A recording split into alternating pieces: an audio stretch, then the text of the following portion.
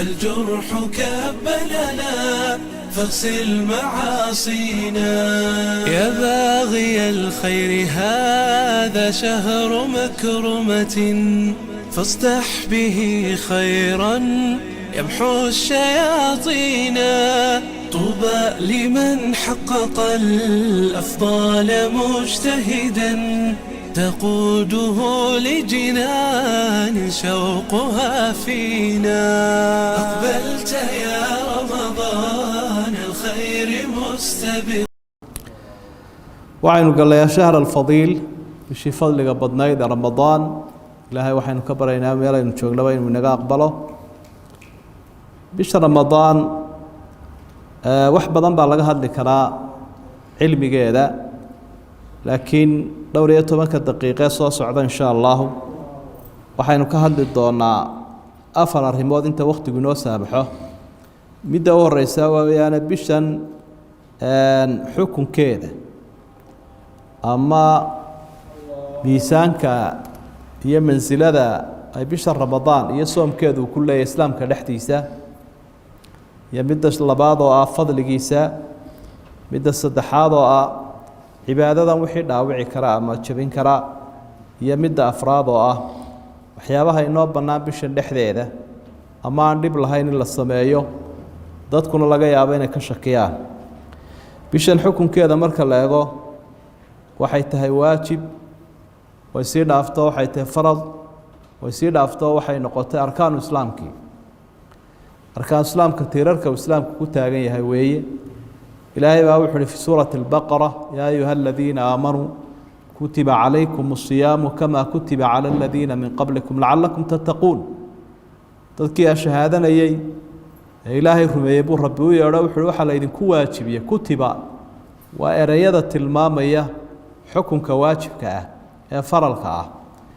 في شهر رمضان صوم كذا اللي يدكوا واجبية سيدي ومديه ربع اللي يدكوا لوجو واجبية واحد يكون عصبها وحلقها لينا إلها وشجوا الله كعبس يتقوى. النبي صلى الله عليه وسلم حديث لو ربك جهل بيش الحكم كذا ميسان كلا هذا هي وفردي هاي لقى ما 4 للصومه. وحعطيني حديث كي بخاري مسلم كسرنا من حديث ضلحة بن عبيد الله وحا أصحابي قاسين نبا النبي قويمي صلى الله عليه وسلم. إن كان سؤال دورو النبي قيدية وحا كمدها صوم محوي لها يقول لي لأني قاو حديث شاكتا صوم كأنت فرلك مركان النبي قوحو يقول جواب شهر رمضان بشهر رمضان باكو واجبه إلا أن تتضوع شيئا هنا السنة التي ما دمو يعني رمضان وحي كسوهر وسنة مركا sidii buu ninkii ku tagay marka xadiidkaas wuxuu nabigu ku cadeeyay bisha Ramadaan soomkeedu inuu yahay soom faral ah laaninka nabigu wuxuu weydiiyay soomka faralka ah. daliilka saddexaad xukunkiisa cadeynaya waxa weey xadiidkii ibn Umar uu warinaya caanka ahaa Bukhari Muslim ku sugnaa buniya al-islaamu ala 5 islaamka waxa lagu dul dhisay oo uu ku taagan yahay 5 tiirarkiisa arkaan islaamka ah waxa kamid ahaa soom Ramadaan بشهر رمضان صوم كذا توحيد كصلاة سكذا صوم كحج كصوم رمضان من أركان الإسلام تيرر كإسلام كوكتها جاي هوية وحكى الله يستقنا شناده دليل كما أفراد عسيع عضينا يا ونقنا يا حديث كعان كأسد حديث جبريل المتفق عليه البخاري مسلم كسقنا ملك جبريل باوي من رسولك صلى الله عليه وسلم وأصحابتي سير لفرديا مركا tilmaamaya tacliimaad buu siiyay sidoo nabigu markii dambe lahaa waa malakul jibriil oo idin yimi isagoo diintiina idin baraya. arkaan islaamkii buu nabiga weydiiyay uu ka jawaabay arkaanul iimaankii buu ka jawaabay iyo ihsaankii iyo samafalkii buu ka jawaabay. waxaynu uga soconaa arkaan islaamkii ayaa xadiidkaasi uu ku daray soomka bisha Ramadaan. marka daliilada quraan iyo xadiis bale waxay noo sheegayaan qofka cibaadada iyada ka taga isagoo oo u kasaya isagoo oo wax cudur daar lahayn qofkii muslim yahay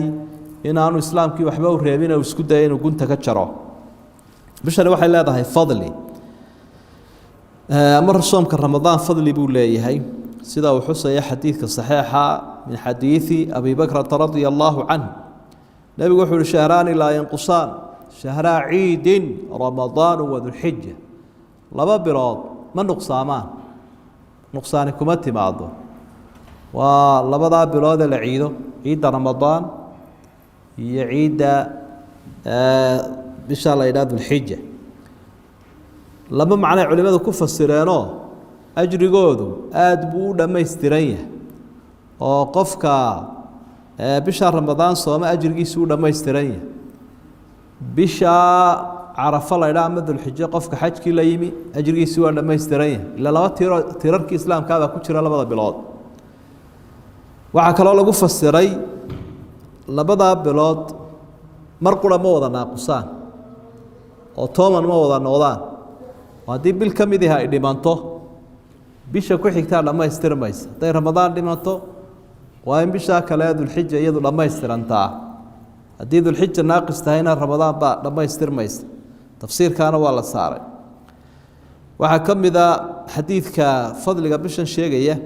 bukhaari iyo muslim waxaa ku sugan xadiidka caanka ee marar badan maqasheen min xadiidi abi hurayra nebigu calayhi salaatu wasalaam wuu u bushaarayn jiray ummadda waxa khayrka ah ee ugu soo kordhay buu ugu bushaarayn jiray wuxuu odhan jiray ramadaan baa idin yimi oo bishii barakaysnayda soomkiisu ilaahay waajibiyey albaabadii jannadaa la furayaa kuwii naartana waa la xidhayaa shayaadiintiina waa la xidhayaa macnaheedu waxa weeye fadligu inoogu bushaaraynayaa bishani ay leedahay marka qofka intaasi isugu hagaageen ee albaabadii khayrkuna u furan yihiin albaabadii sharkuna ay ka xidhmeen waa nacasnima hadduu jaaniska iyo fursadda ka faa'iidaysan waayo marka wuxuu leeyahay fadligeeda iyo fursaddeeda ka faa'iidaysta buu nebigu ummadda faraya sala allahu calayhi wasalam waxaa ka mid ah fadligeeda bishan sheegaya xadiidka bukhaari ku sugan nebigu tilmaamay calayhi salaatu wasalaam bishan waxaa laga helay weyn man saama ramadaana iimaana waxtisaaban gufira lahu maa taqadama min dembi qofka bishan sooma buu nebigu sooma isagoo ilaahay ajri kaga doonaya isagoo rumaysan waxa loo ballan qaaday waxaa laga dhaafayaa dembigiisii hore o dhan baa laga dhaafayaa ilaahay hadduu doono wuu kaa raacinayaa kii cuslaa ee waaweynaana inkastoo axaadiidta qaarkood ay tilmaamayeen ida junibat ilkabaa'ir dembiyada waaweyn haddii laga dheeraado isagana wuu ka toobadkeenayaa qofku bisha fadligeeda waxaa ka mid a inuu nebigu xusay calayhi salaatu wasalaam ramadaantii hore ilaa tan inta ka dhaxaysa waxaa lagu dhaafayaa tan dambe qofku ramadaantii hore intii ka dambeysay dabcan dembiyuu galay tanaa ilaahay uu kaga dhaafaya waramadaanu ilaa ramadaan mukafiraatu lima baynahun labada jumco labada salaadood labada ramadaan inta ka dhexdhexaysa ayaa ilaahay uu ka reebaa qofkan wixii ku rarnaa ee dembi ahaa qofka laakiin isagu soomi waaye salaadi waaye wixiisu way ku rarnaanayaan dembigiisii wuu isfuulaya waa mutaraakib aakhire isagoo buuraleeg buu la soo xaadiraya fadliga bisha waxaa ka mid a in habeen qaali uu ku jiro oo leylatulqadri la idhaa oo tobanka dambe ku jira oo qofku cimrigiisu intee hore u kaco qarni wax ku dhow buu cimrigiisa hore u kacaya fadligiisu wuu fara badan yahay bishan ama hada shahr alfadiil ilaa markaynu kusoo dhaafno waxaynu u daadegaynaa si fadligan qofku u helo axkaamtiisa ama qawaaniinta iyo nidaamka islaamku u dhigay iyo cilmiga cibaadadan qaaliga ee u baahantay oo waxay qiimo yeelanaysaa marka had iyo jeer cilmigeeda la xaqiijiyo waxyaabaha ugu muhiimsan waxaa ka mid a inaad garato bishan iyada ah waynu soo horreysiinaynaa bal si la ysaga ilaaliyo waxyaabaha bishan kaa burin karaa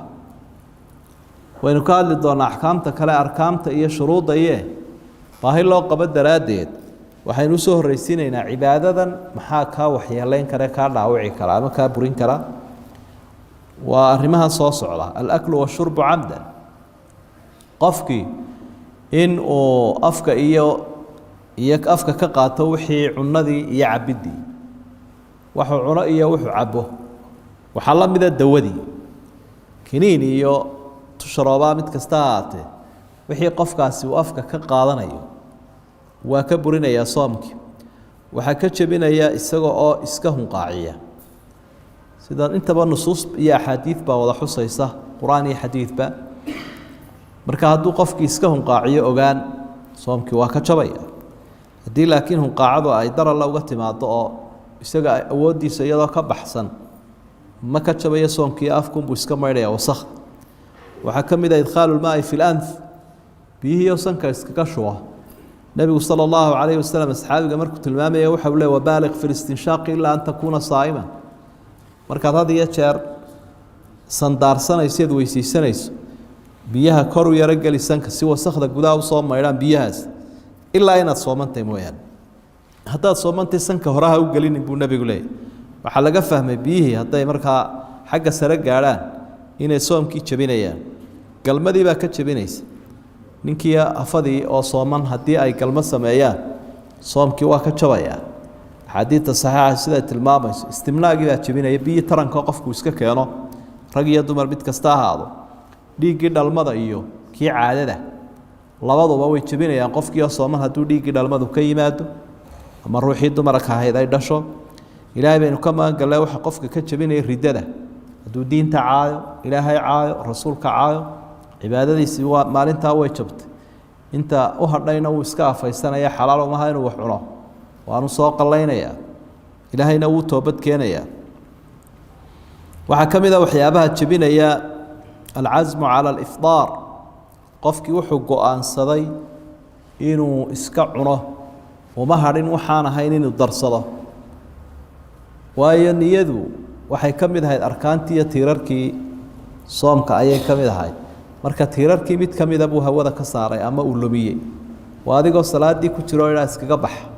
way kaa burtay marka arrinta niyaduna waynu xusi doonaaye tiirarkay ka mid tahay marka soomkii taana wuu kaga jabayaa culimada qayb ka midii waxay ku daraan toobinka inkasta oo sida raajixa ay tahay toobinka iyo dhiigga la yska qaadaya inaanu waxba yeelaynin waxyaabaha qofkii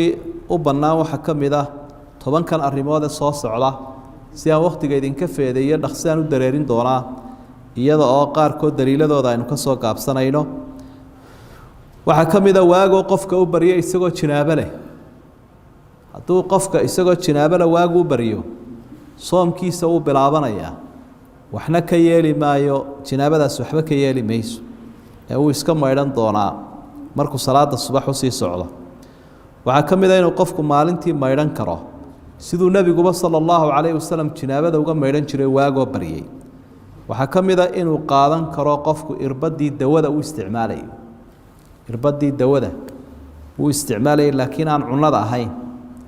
ama xumad jabintii ama antibiyootigii wixii la mid ahaa garaacii waxyaabaha mar haddaanay ahayn wax faytamiino iyo glucose iyo waxa ahayn dhiigga yare la iska qaadaya waxba ma yeelayo hadduu qofku caruurtii raashinka u dhadhamiyo wax dhibaato ama laha ama uu waxyaro calaaliyu iska tufo xaaskiisii ou yaro dhunkadaa waxba ka jebin mayso kol haddaanu wax ka weyn samaynin waxaan waxba ka yeelaynin